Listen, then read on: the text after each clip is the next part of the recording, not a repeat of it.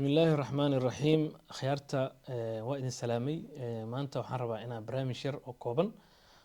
أو كسافسن أرماها هاد تاجن إنا نحير أن ما ركتال كان كسر جديو وحان إسويدي سؤال أن ربا إنا إذن لو ذاكو سؤال شاسو إذن كان بالإسويدية مدحض الصوماليات هنقطة مدحويني هنقطة مد قبل هنقطة متقانا قدومي واحد ماشي هربت بجي ماشي ugu hooseyso marka u fiirsatid ma shakhsi asaga wax qabsanaya mase waa shakhsi ummadda wax u qabto waxaan isku dayaa fiidiyowga inaan soo koobo bal adigana sii sheergaray guud ahaan qofka Soomaaliga markii madax uu noqonayo ama madax loo dhiibayo ama markuu noqdo waxa ugu horeeya horta focus gareynayo waxay tahay naftiisa iyo sida ugu dhaqsiyaha badan leh oo asaga wax ku qabsan lahaa markaan ka soo bilowno meesha ugu sareyso oo madaxweynaha ah waxa lagu qiimeeyaa muxuu soo kordhiyay haddii noqon lahayd xagga waxbarashada xagga caafimaadka xagga infrastructure-ka markaa dib u fiirisid markaa dowladihii gumeel gaarka ahaay Cabdiqaasim Abdullaahi Yuusuf carqabad xoog leh kuwaas ka jiray Sheekh Shariif xasan sheekh oo laba jeer soo noqday farmaajo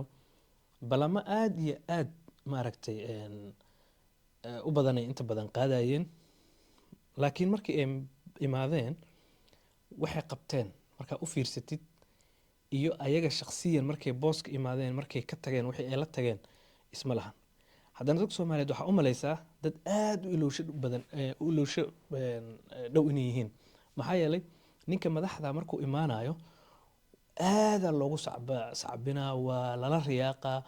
waxaa la leeyahay ilaahayo mar mataqaanaa kii hore naga wad midkan kale oo hadda imaaday naceeb kii hore loo qaba darteed hal mar horta afka loo gelina taariikhda dib u fiiri waagi hore xasan sheekh mataqaanaa imaanaya Sheekh Shariif naceebkiisa lagu keenay Sheekh Shariif imaaday xasan sheekh imaaday xasan sheekh afartii sano markay dhamaanaysay farmaajo ayadoon laga fiirsanina xasan sheekh naceebkiisa lagu keenay farmaajo sida loo rido waa ogeedeen marka nin kasta markii la keenayo ma laga fiirinayo qaab cadifada lagu bedelaa ma fahamtay waxa waaye IQ ahaan ma loo fikirayo haddana markaa fiirisid kulligood wax qabadkooda isku fiiri hal nin oo iskool free ilmaha Soomaaliyeed u keena ma jiro hal nin oo isbitaal free ilmaha Soomaaliyeed u keena ma jiro haddii noqon lahayd heer gobol haddii noqon lahayd heer caasimad haddii noqon lahayd heer degmo kullin waa isku mid maamul goboleedyada fiiri nin madax oo maamul goboleed joogo oo ma aragtay intaas u qabta ummadiisa ma jiro maamul goboleed school free ka jira ma jiro maamul goboleed ma aragtay caafimaad free ka jira ma jiro waxa waaye adiga isku tasho waay ninkaasna maamul goboleedka joogo ama ma aragtay dowladda dhex joogo waa taajiray soo ma noqonin waxa intaas sii dheer qof kastoo la magacaabo ama gudoomiye gobol ha noqoto ama gudoomiye waaxid ha noqoto ama nin canshuur loo dhiibo ha noqotee ninkaas magacaabay percentage ku leeyahay waxa lagu leeyahay okay hebela meeshaas loo dhiibay wariyaha meeshaas ma ku dhiibay ha intaas ka keen boqolkiiba intaas keen intaasna adiga qaado yaa loo tashto ummad Soomaaliyeed loo tashto marka dhibaatada ugu weyn oo ay dad ku dhacayso waxa waaye dadkii masaakiinta ahaa waaye dadka marka waxa laga dhigay hashi ma aragtay libaaxyadii iyo ma aragtay waraabayaashii intay isku tashteen dhinaca laga cunayo oo la dhahay bal ii banay dhinaciga aan ku cunay raggan marka hadda doorashadu u cararayo ayagana waxa kaliya ka hadlayaan u fiirso hal nin oo ajenda dadka Soomaaliyeed u dan ka hadlaya ma jiro kullu waxay dhahaan doorashada waqtigeeda lagu qabto waa aniga hash ii banay dhinaciga aan ku cunay lacagta ay ku safrayaan lacagta ay ku shirayaan lacagta ay wax walba hadda ku sameynayaan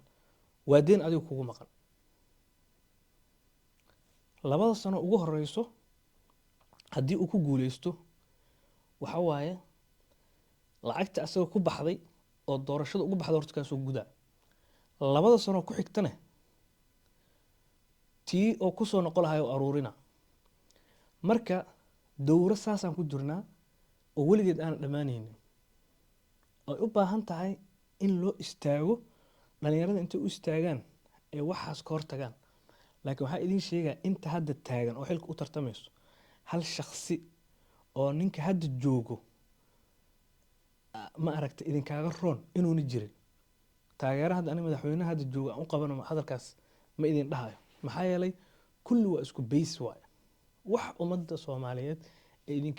idin maaragtay dooriyaan ma jirto bal waxaaba laga yaabaaba ninka hadda xoogaha idin cunay mataqaanaa oo mataqaanaa laga yaaba inuu xoogaha maaragtay soo miirsaday inuu idinkaaga runya mid ka baahan marka shakhsiyan anigu waxaa waaye ummadda soomaaliyeed waxaan rabaa inaad ku fikirtiin weliba dhalinyarada khaasatan waqtigiina in la joogo inaadan sugina inaanan kala taageerina raggaan mataqaanaa kulli inoo tashtay mustaqbalkeena ku ciyaarayo in annaga mustaqbalkeena aan u istaagno intaas waxaa dheer marka u fiirsid hadda wadamadan horumaray markii qof baarlamaanka kale isku soo sharxayo ama xisbi baarlamaanka isku sharxayo waxay ka hadlayaan anaga haddaan ku guuleysano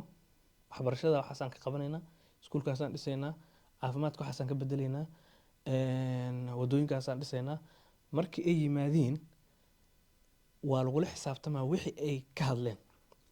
baarlamaanka adiga marka ay aniga maanta dhahayo waa idin matalaa waa baarlamaanka arkayso shalay sa arag isku feerayay waa baarlamaan aan adiga soo dooranin waa baarlamaan lacagtiisa meesha ku yimid asiga laftigiisa lacagtii meesha uga baxday madaxweynaha la dooran doono uu rabaa inuu ka qaado maalinta odayaasha soo doorta uu kasoo tago ayagana ugu dambeyso marka soomaaliya dowladdaas waalanay ku jirtaa haddana xaalad kaloo adag oo geopolitic adagay gashay marka waxaasoo dhan waxaa looga bixi karaa madax fayow inuu istaago oo ma aragtay waxa waaye laysku tago maskaxda laga shaqaysiiyo lagana fikiro dowladan wareegeysa iyo dadkan isku keen bedelayo waxba isma dhaamaane taleefon hoose ka wada xiriiraan ayaga dhan waa is ogyihiin sidaan ayaga dhan intaa isaga leexi lahayn hoggaanka u qabsan lahayn waana mahadsantihiin